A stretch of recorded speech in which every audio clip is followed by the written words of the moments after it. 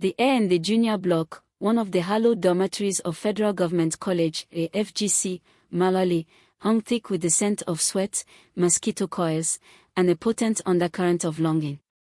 Outside, the night hummed with the distant rhythm of the city, a stark contrast to the enforced silence within the school walls. For Teso, a lanky boy with eyes that held a perpetual glint of mischief, the silence was a cage. His stomach growled, a rebellious beast protesting the bland supper of tuwo shinkafa and watery soup. Across the narrow aisle, Tihimba, his roommate and partner in minor infractions, shifted restlessly. Teso, he whispered, his voice barely audible above the rhythmic snoring of Obu, their perpetually slumbering dorm mate. That Barazana bread, the one with the spicy groundnut filling, his voice trailed off, painting a vivid picture of forbidden delights. Teso's own mouth watered. Barazana, the bustling market just beyond the school's imposing fence, was a siren's call to the hungry boys of FGC Malali. It was a treasure trove of everything the school mess hall denied them: crispy fried snacks, sweet pastries, and the legendary Barazana bread. Getting there, however, was a dance with danger, a transgression punishable by severe sanctions from the hawk-eyed prefects and the formidable Mr. Okoro, the discipline master. Tonight, the longing was particularly acute. Rumors had swept through the junior classes about a new batch of chin-chin at Mama Fatima's stall, allegedly spiced with a secret ingredient that made it irresistibly addictive. The whispers had planted a seed of daring in Teso's mind, a seed Tihimba was now eagerly watering. The waterboard truck is due tomorrow morning, Teso, Tihimba continued, his voice laced with a conspiratorial tone. They always leave the small gate near the football field slightly ajar. Just enough. Teso's mind raced. The waterboard truck, a lumbering behemoth that occasionally replenished the school's water tanks, was their only legitimate excuse to venture beyond the school gates. Students were permitted to fetch buckets of water when the internal supply ran low, a necessity often exploited for clandestine errands. But tomorrow morning felt too far away. The craving for Mama Fatima's chin-chin was a gnawing urgency. A bolder idea began to form in Teso's mind, fueled by the darkness and the shared yearning. Tonight, Tihimba, he breathed, his eyes gleaming with a reckless determination. Tonight, we taste Mama Fatima's secret. The dormitory plunged into deeper darkness after the prefect's final rounds. The only sounds were the rustling of bedsheets and the occasional muffled cough. Teso and Tihimba lay still, their senses heightened, listening for any sign of movement. When the coast was clear, they rose with the stealth of seasoned spies. Their escape route was a poorly secured window at the back of the dormitory, overlooking a patch of overgrown shrubs. It was a tight squeeze, and the rusty hinges groaned in protest as they carefully pried it open. Teso went first, his heart hammering against his ribs. The cool night air kissed his face as he dropped silently onto the soft earth below. Tihimba followed, landing with a slightly less graceful thud. The school compound at night was a different beast. Familiar pathways transformed into shadowy alleys, and the looming buildings seemed to watch their every move. They moved in hushed whispers, sticking to the edges of the football field, their eyes scanning for the telltale glow of a prefect's torchlight. The fence, their ultimate obstacle, loomed ahead, a formidable barrier of corrugated iron and barbed wire. Their usual point of egress, the small gate near the football field, was securely locked. Panic flickered in Tihimba's eyes. The mango plantation, Teso murmured, his gaze fixed on the dark silhouette of trees in the distance. There's a section of the fence near there that's been damaged. We can squeeze through. The mango plantation, a sprawling expanse of fruit-laden trees bordering the school, was another forbidden paradise. Its sweet bounty was a constant temptation, especially during the ripening season. Reaching it meant venturing further into the darkness, but the allure of Barazana, now coupled with the thrill of a more daring escape, propelled them forward.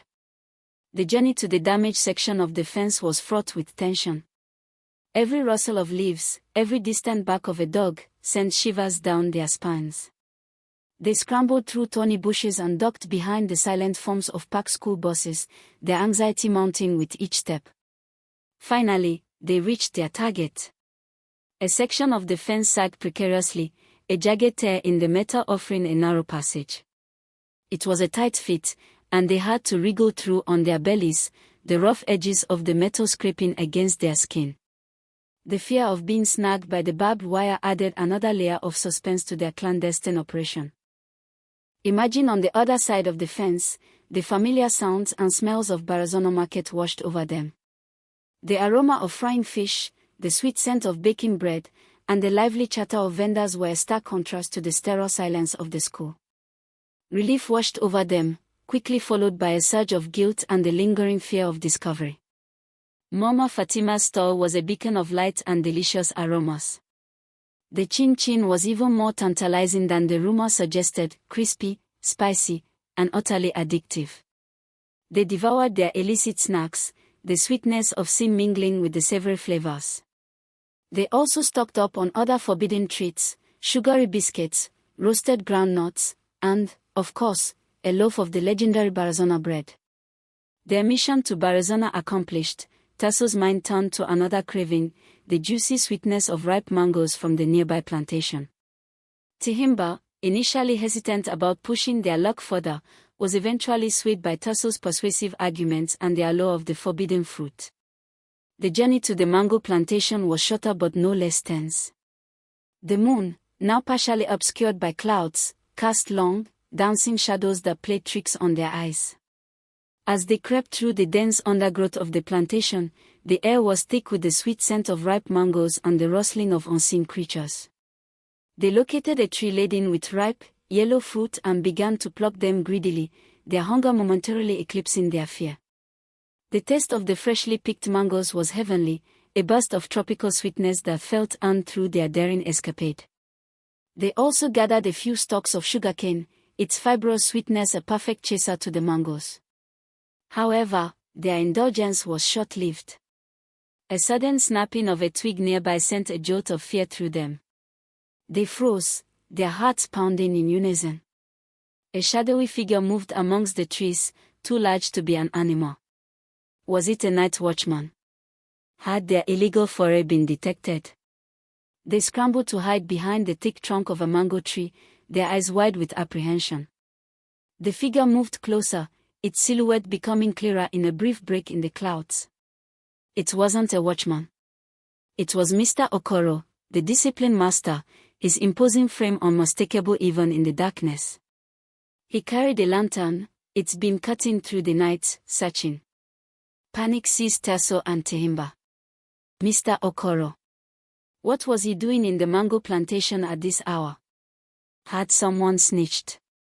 Or was he on one of his infamous nocturnal patrols? Whatever the reason, their presence here, laden with stolen fruit and sugarcane, was a recipe for severe punishment.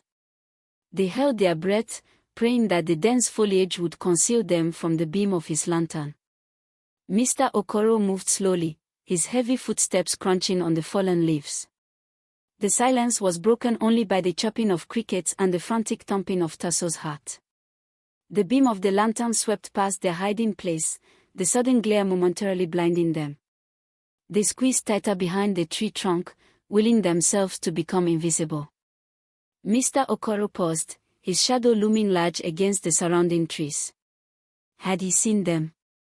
After what felt like an eternity, he moved on, his lantern casting an eerie glow as he disappeared deeper into the plantation.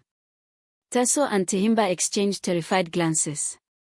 Their luck had almost run out. They knew they had to get back to the school compound, and fast. Their return journey was a frantic race against time. The fear of encountering Mr. Okoro again, coupled with the growing awareness of the lateness of the hour, spurred them to move with reckless speed. They retraced their steps through the darkness, their earlier stealth replaced by a desperate urgency. The damaged section of the fence seemed miles away. Every shadow seemed to hold a lacking prefect, every rustle of leaves sounded like approaching footsteps. They stumbled and tripped, their precious loot, the remnants of the Barazana bread, the mangoes, and the sugarcane, bouncing precariously in their makeshift bags. Finally, they reached the tear in the fence. Scrambling through was even more difficult in their panic state. Tasso snagged his shirt on the barbed wire, tearing a long gash in the fabric. Tihimba nearly dropped their bag of contraband. Emerging back onto the school grounds, they were panting and disheveled. The dormitory windows seemed miles away. They crept along the darkened pathways, their senses on high alert. The first hint of dawn was beginning to paint the eastern sky a pale gray, adding to their urgency.